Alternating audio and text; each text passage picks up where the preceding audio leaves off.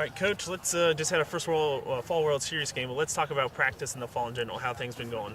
Really well.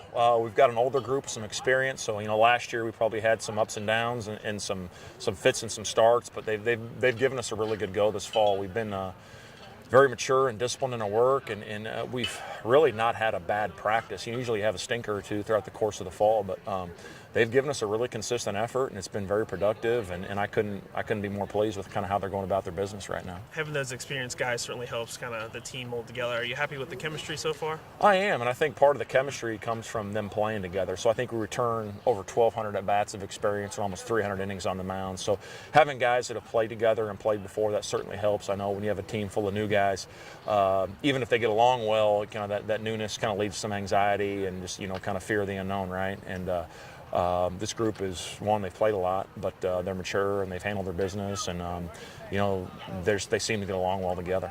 Fall is a whole different kind of scenario than when it's springtime. What are some of the challenges or things you're looking for in this fall practice sessions? Well, for us, it's a chance to get, our systems implemented offensive, defensively on the mound. So we're trying to teach, but also trying to make it as competitive as possible. So sometimes those two things are not always hand in hand. Sometimes, when you're teaching, you have to get the result out of it and just say, step away from the result of your at-bats, your innings, so we can kind of focus on a mechanic or a mindset and get you better with this.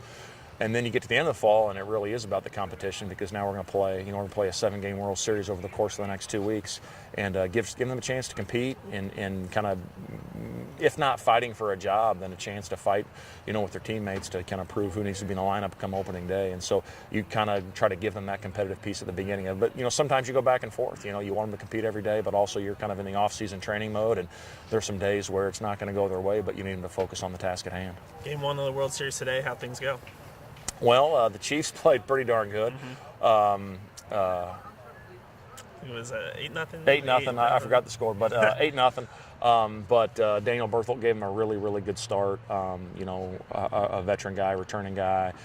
He gave them a good go. I think he gave up 2 hits in his 5 innings.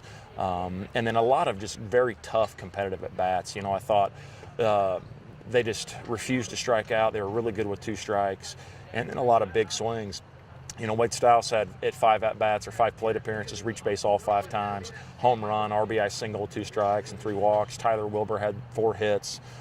So you had some guys have some really big days, but I just thought their at-bats are really tough and very competitive. You got 2 more games this week. One of those games this week. We play on Wednesday and then Friday, and both of those right now are scheduled for 3:30 first pitch. All right, Coach, we look forward to seeing you back out here. Thanks for joining us. Thanks a lot. Go, go! 3, 2, 1.